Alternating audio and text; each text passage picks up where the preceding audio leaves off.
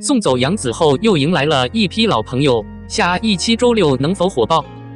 从大修和更换舞台的决心来看，周六剧组有信心并坚持会继续下去。毕竟《幸福一家人》结束后，周末的黄金时段已经被放弃了，所以不得不放弃一些东西。一开始，节目组远离《幸福一家人》的欢乐，请来了众多明星嘉宾。又特意选了几个专业的练习生，几个人站在台上却彼此不太了解，仿佛冷若冰霜。最初的评论很差，毕竟人们还没有结束快本消失的悲伤。但随着好六组的成员越来越多，冯曦也慢慢被培养成了助理主持，能够帮助何贵配合舞台控制，舞台开始升温。开播6个月后，节目组又带上杨紫一起拍摄了新的宣传片，正式宣布了一个全新的项目启动。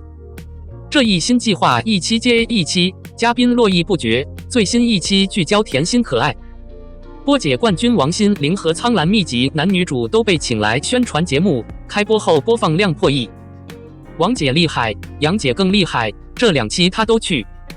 这是节目开播以来播放量最高的那种，不费吹灰之力就能接近2亿的那种。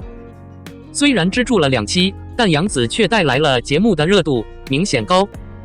杨紫扮驻地复古主题拉开策划新流程，实现双赢。杨紫与周六的短暂合作，就结果论而言，绝对是双赢。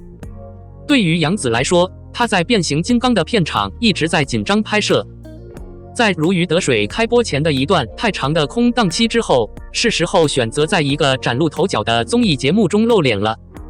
既不是浪费时间，也不是有效的出场半飞，也不是一个赛季的合同，来来去去的自由。至于节目组，杨是节目开播以来最大的花儿之一，自然是想把利润最大化。虽然他只来了2集，但还是拉着他拍宣传片，并且在节目中屡屡被暗示非主流照片被选上，网名被刻意取名。原来把摄像头交给杨紫，他确实有能力拓展到可见的流量。复古第1期还没播出，杨紫的网名就登上了热搜榜首。杨紫出演的2部剧已经是该剧的爆款。那么送走杨紫，迎来一众好友上台，能否再创奇迹？2团艺人来袭，限定团哪吒复出，时代青年团单曲点击量过亿。何炅欢迎的朋友可以分为2组，漂亮姐姐娜吒和帅哥时光少年组。娜吒和何炅的合作可以追溯到7年前，在《偶像来了》的主打电影中，当时娜吒出道不久，就因为和张翰的恋情而吃尽了苦头来反对。当时家里出了点事，她承受不了压力，在饭桌上说话时，我很难忍住眼泪，显得非常委屈。甚至多年后，当娜吒谈起那一幕时，她还自嘲，但真实一直是她做节目的最大诚意。就像孟子一样，很多年前就被人骂过，但时间一长，大家就会发现这2个人其实都很傻很美。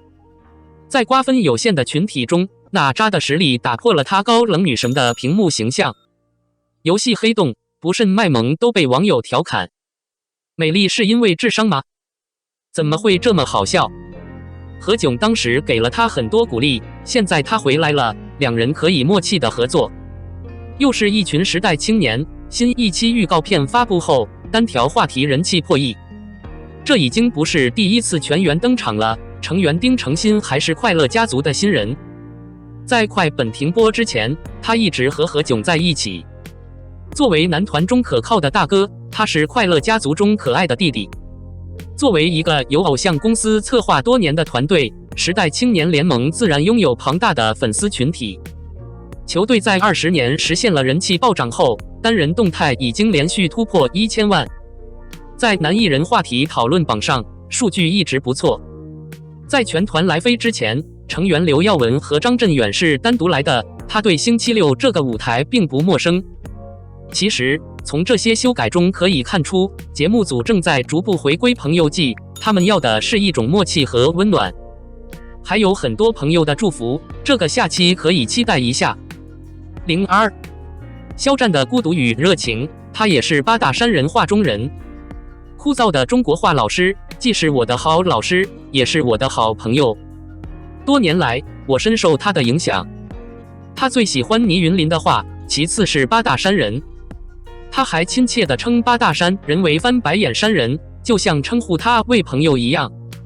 我一直以为这与他对生活的佛性态度有关，现在我渐渐明白了，原来每一个活得透明的人都渐渐变成了一种八大山人，孤独而丰满，冷漠而温暖，生活在天地之间，像鸟一样短暂地生活在枯枝上，如游鱼偶尔掠过水面，但有花知晓，有渔火，千里草木深，好雨无声，有顽强的希望。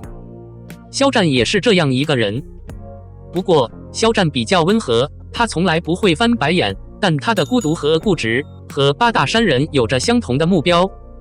最近为肖战代言的人很多，我们忙着收集照片，笑声不断。我们称赞他气质更沉稳，每个年龄段都不一样，不是那种独孤求败的孤独，是他在平静安详中的得意，心安理得。你看他，就像看到一幅优雅的中国画，那种无能为力的感觉。平静和安全的话语能打动一个真诚的人，这不是真正的宁静。肖战这2年过得很猛，但他的心理力量和内心的平静，却让他获得了沉稳可靠的性格以及自主性。我个人认为他很像八大山人画布上的个人一种相似的性格。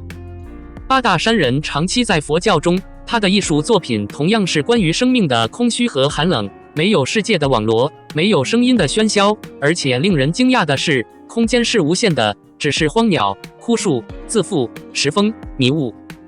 只有在经历了这个世界之后，他才能在任何时候掌握它。他隐藏在虚空中的机会，万一齐云度过了余下的日子，那是一个辉煌的状态。他的执拗如刀，他会轻快地砍你，因为他的心中同样有一股不灭的烈火和烈火，冷酷的野蛮战斗。在他的洞察力中，肉搏战，抖落闪光，找到生活的真谛。你可以看到他满满的忧郁和孤独中的和谐，也可以看到他极度的坚韧。肖战固然固执，但他的刚愎却基本如水一般，朴实无华，带着一种恬静自在的气息。因为他内心的坚定与宁静，不畏惧，不慌乱，不动摇，所以他不必须打仗，头脑冷静，自由的孤寂，让他成为了一个有礼貌的禅宗形象。肖战和八大山人可以在偏远的地方碰杯，两人在遭遇了非凡的生命能量之后，孤苦伶仃，明白了世界的真相。在八大山人的画布中，有可靠的巨大而模糊的空间，这个无限的机会是他内心的印象，对吗？在他的画布上，不会有穿着春天衬衫的白色小马、绿树和鸣禽。你需要进去逛一逛，在你领悟它的那一刻，你就可以领悟到这凄凉的笔触背后的迫切性，很像他从喧嚣到平静的生活，以更禅宗的方式对待日常生活。我可以在肖战身上不断看到禅意。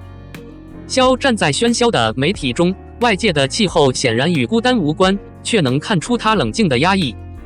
他是他自己的宇宙，他在他自己的现实中充实而富有。他在屋前种菜，向后开花，没有人的时候低眉微笑。他的精神是基本的，他的眼睛是睁开的。天空容光焕发，风雨兼程，容光焕发。月落时请来灿烂的月亮，倾盆时注意夜风。你能感受到他机会的喜悦。在他平稳而安详地举起双手的那一刻，我领悟到了他的孤寂和活力，就像这个即将过去的晚春，把兴奋放在了初冬的凉爽里，所有的喜怒哀乐都被时间收回了。而他，归根结底，时间就像八大山人笔下的一条鱼，在深不可测的机遇中游来游去。